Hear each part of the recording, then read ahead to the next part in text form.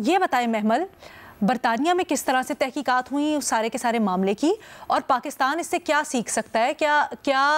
हम उस मयार के ऊपर अभी तक पूरा उतर रहे हैं? देखिए लीना, जिस तरह यहाँ पर अभी उमर ने भी कहा कि अगर ये जो फेक न्यूज़ है, सर मैंने भी पहले बात की थी कि अगर ये इतना सीरियस इशू है रेप का और अगर इसको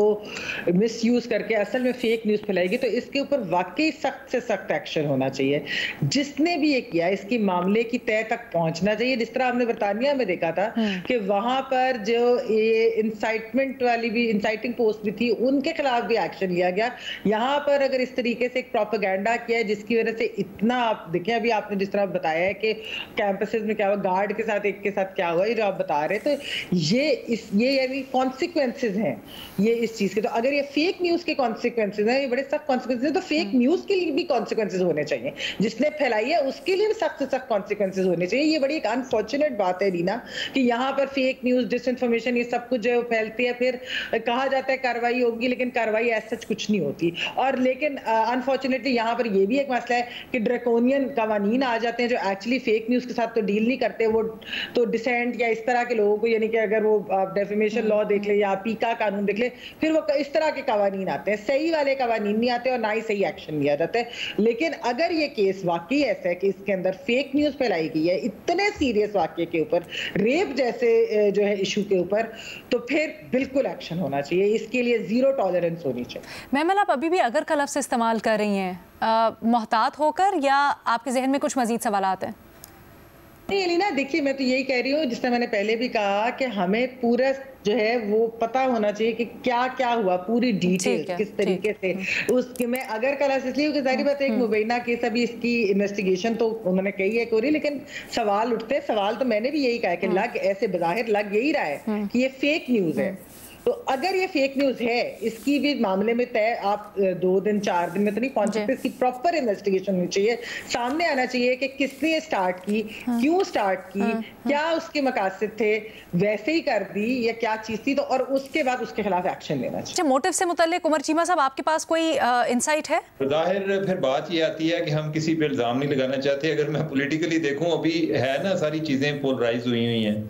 तो जो बज़ाहिर एक नज़र आता है इंसेंटिव, और इसके अलावा कोई था नहीं कि आप सिवाय इसके कि आप किसी जगह पे कोई एक अटेंशन गेन करना चाह रहे हो। अगर मैं उसको स्पेकुलेट करूं, यानी कि मेरे पास कोई इन्फॉर्मेशन तो नहीं है, एससीओ के केस में जितनी शायद यानी कि एससीओ का जो इवेंट है, शंघाई कोऑपरेशन ऑर्गेनाइजेशन को इतनी अटेंशन नहीं मिली जितनी इस केस को अटेंशन मिलती रही है ट्विटर पर, बाकी सोशल मीडिया फोरम पर, या जो बाकी डिस्कशन हो रही थी इतनी एससीओ पर नहीं हो रही थी, इस पर हो रही थी। तो दूसरा ये है कि इसमें एक इवेंट तो जनरेट हो रहा था कि जिसमें आप स्टूडेंट्स को मोबिलाइज कर सकते हैं। वो तो उनको बाद में पता चलेगा कि ये फेक है या रियल है, लेकिन कोई ना कोई उसका फायदा तो उठा सकता था। लेकिन अब यह है कि एक तो मैंने आपको ये बात बताई कि पॉलिटिकल रीजन हो सकती है, फिर दूसरा ये सवाल ही मैं छोड़ सकता हूँ कि अगर ये नहीं थी तो और क्या थी। यानी कि एक मसलन अगर मैं 2 एंगल से इसको देख रहा था कि या कोई इनका बिजनेस राइवल है कि जिसने इनको डैमेज करने के लिए, इनकी शोहरत को डैमेज करने के लिए किया है, और दूसरा ये है कि ये पॉलिटिकल तो मैंने आपको बता दिया। अब बिजनेस राइवल के हवाले से मैंने जब चेक किया, उन्होंने कहा जी कि जो हमारे बिजनेस राइवल हैं जो एजुकेशन के फील्ड में है, उनका टीवी चैनल भी है और वो सबसे ज्यादा हमें कवरेज भी दे रहे हैं, तो लिहाजा हमें तो कोई उन पर भी शक नहीं नजर आ रहा कि उनका कोई इसमें रोल हो सकता है। तो फिर बात फिर जो है वो पॉलिटिकल साइड पे आ जाती है। लेकिन जैसे आप सोच रहे हैं और जैसे आप सवाल उठा रहे हैं ना, मेरे जहन में भी बहुत सारे सवाल आते हैं। मैं एक एक करके सवाल, ये मैं फ्लिप साइड इसकी आप लोगों से क्लियर करने की कोशिश करती हूँ, जो भी इसका जवाब देना चाहे। एक इल्ज़ाम ये लग रहा है कि पंजाब हुकूमत ने मामले को दबाने की कोशिश की, छुपाने की कोशिश की। मेरे जहन में सवाल आता है कि छुपाने का पंजाब हुकूमत को ज़्यादा बेनिफिट होगा या क्या बेनिफिट हो सकता है, या फिर जिस तरह से अभी उन्होंने फेक न्यूज़ को डिबंक किया है, ये कहा है कि जी ये फेक न्यूज़ है, इसके पीछे ये है, इससे उनके लिए मामला ज़्यादा आसान हुआ। कोई भी इसका जवाब देना चाहे तो। अलीना, मैं इसमें एक ये बात बताऊं कि मेरी जब इस सारे अमल में पुलिस वालों से बात होती थी, वो कहते थे कि हम पर गवर्नमेंट का प्रेशर है, वो कह रहे हैं कि एफआईआर कर दें, बेशक ड्यूटी कर दें। अब पुलिस वालों का पॉइंट ये था कि रेप के इंसिडेंट ये कोई पहला इंसिडेंट नहीं है, अगर हुआ है तो पंजाब में ये पहला नहीं है। तो अगर बाकी जो केसेस हैं उनकी एफआईआर होती है तो हमें तो इस केस में भी एफआईआर करने में कोई प्रॉब्लम नहीं है, लेकिन हम क्या साबित करें, किस पर एफआईआर करें, किसको विक्टिम बनाएं। हम एक चीज को फील नहीं करते कि एक लड़की है कि जिसमें उसके पेरेंट्स जो है वो भी इसरार कर रहे हैं कि खुदारा हमारी जान छोड़ दे, हमारी बेटी का कोई और मसला बना, ये नहीं हुआ। हम जो है इतने लोगों को अपीज करने के लिए हम उसको इस सारे अमल में स्टिग्मेटाइज कर रहे हैं। अगर ये भी तो एक एंगल है ना कि आपने पॉलिटिकली लोगों को अपीज करना है, आपने कहा जी एफआईआर कर दें, एफआईआर में उस लड़की को विक्टिम बना दें। वो लड़की कहती है मेरा क्या कसूर है,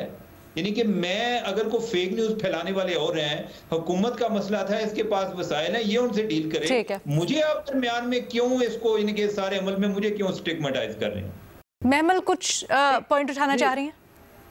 जी रीना, मैं इसके अंदर ये कहना चाह रही हूँ कि एक्चुअली कोई भी हुकूमत हो, वो बेशक पंजाब की हो, वो खैबर पख्तूनख्वा की हो, वो सिंध हो, वो बलूचिस्तान हो, वहाँ पर अगर ऐसा कोई वाक़या होता है तो हुकूमत तो चाहेगी कि ये जो है ये मामला हल हो, क्योंकि ये एक सीरियस इशू के अलावा भी वैसे भी यानी कि आप देखें कि वो क्यों चाहेंगे कि किसी चीज को कवर अप किया जाए। अब इस केस के अंदर भी जो सवाल जो मैं आपको पहले भी शुरू में कहा कि सवालात उठ रहे हैं, किसको प्रोटेक्ट उन्होंने करना है। अगर जिस तरह शहजाद ने बात की कि जी वो मीडिया मालिक है, जिनके ये कॉलेज है, ग्रुप्स हैं, वो है या वो इन्फ्लुएंशियल इंसान है, हुकूमत तो चाहेगी